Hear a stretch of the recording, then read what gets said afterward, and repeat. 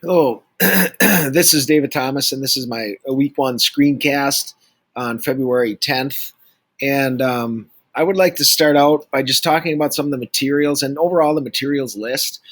Initially seemed overwhelming, but in retrospect, I think it's valuable because it sort of forces teachers to think about materials that are necessary in order to do this with their students. I also think it taught me a little something about, content in terms of electricity and magnetism, and I'll get to that in a little bit. But I think that it's doable, and I think it's nice that I have a school board and administration that is supportive of endeavors like this, and so I'm looking forward to accumulating some of the materials and using them with my students in the future. Um, One thing I wanted to bring up was the neon bulb, and a couple things on the materials list. I was not sure of exactly what type or model you were looking for, and the neon bulb is one of those things. And I do not have a neon bulb, um, and it seems I'm a little confused about how to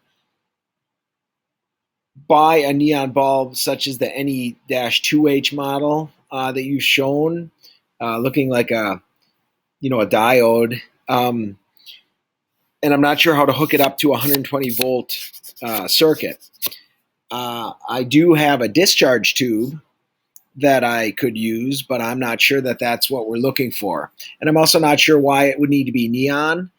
Perhaps it runs on less current, but I guess we'll be sort of learning about that this evening. And so we'll see. Hopefully, I can share with somebody else. I just wanted to show you the neon discharge tube that I was talking about, and wondering if it had any relevance, I guess, to what we're doing tonight, and whether or not this could actually be used to demonstrate the various phenomena we might be looking at. And so I'm going to turn this on. This is definitely an older model discharge tube. And so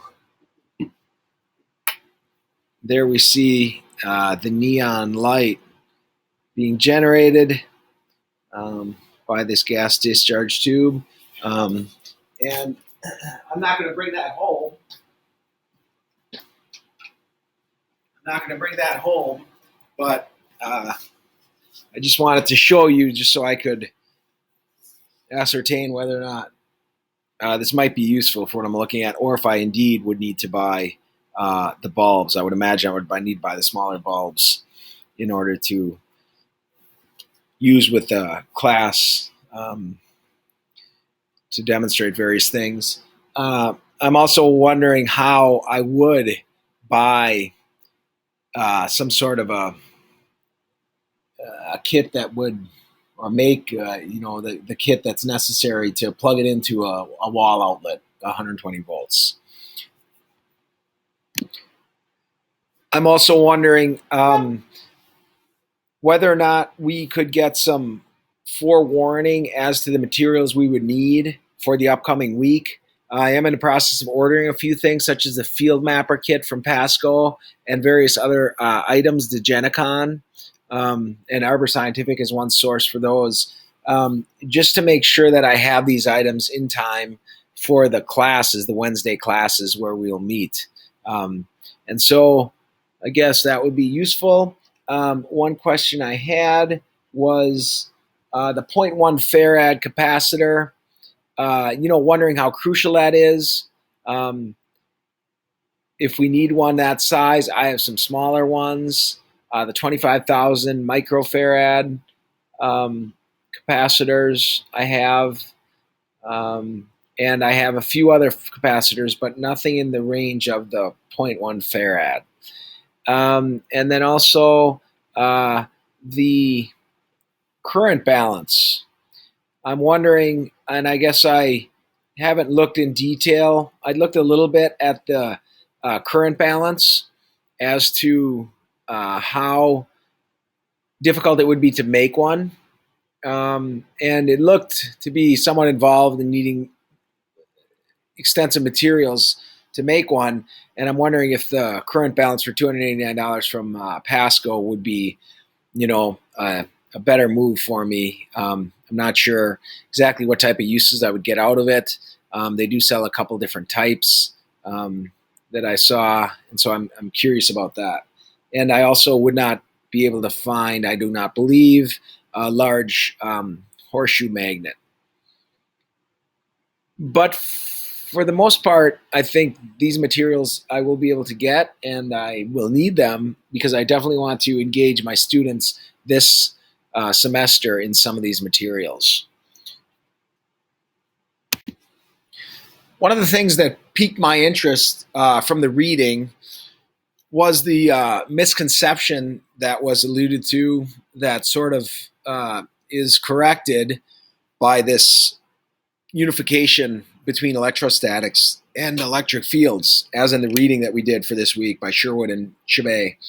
And so one thing that I was thinking about to show my students that might be a good way possibly to at least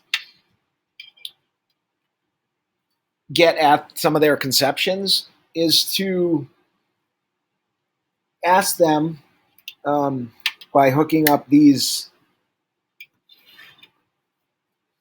wires to a battery pack of three 1.5 volt batteries. So this is 4.5 volts. To ask them whether or not there's actually movement of charge going on, even when you have an open circuit where these are not connected.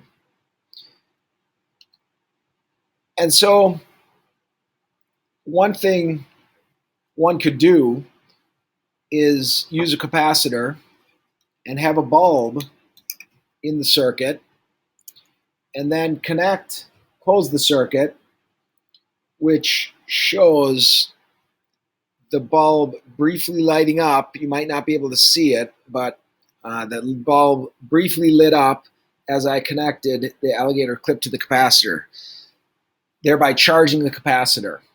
So this is really still an open circuit right now, as the capacitor plates are not touching. It would be, I think, a better demonstration with students to use the parallel plate capacitors where they're not seeing this sort of black box where they don't really know what's inside the capacitor, to make it as simple as possible in order for students to get at more of a mechanistic understanding, more of a microscopic view of what's going on here. And so, we could also demonstrate the discharging of the capacitor, showing indeed that charge moves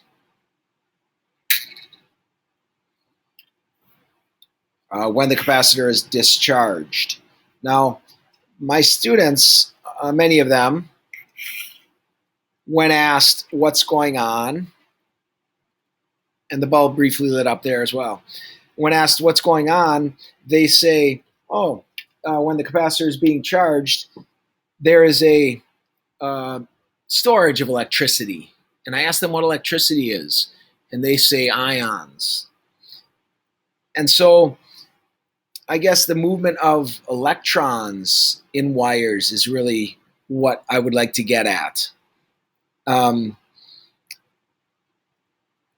Perhaps diagramming circuits and describing how charge buildup develops and then causes electric fields will make them more think at a molecular level, a microscopic level, about what is actually moving in the wires. And electricity, they can be a little more rich in their description, whereas not just they say electricity is moving, but we get at more particles moving.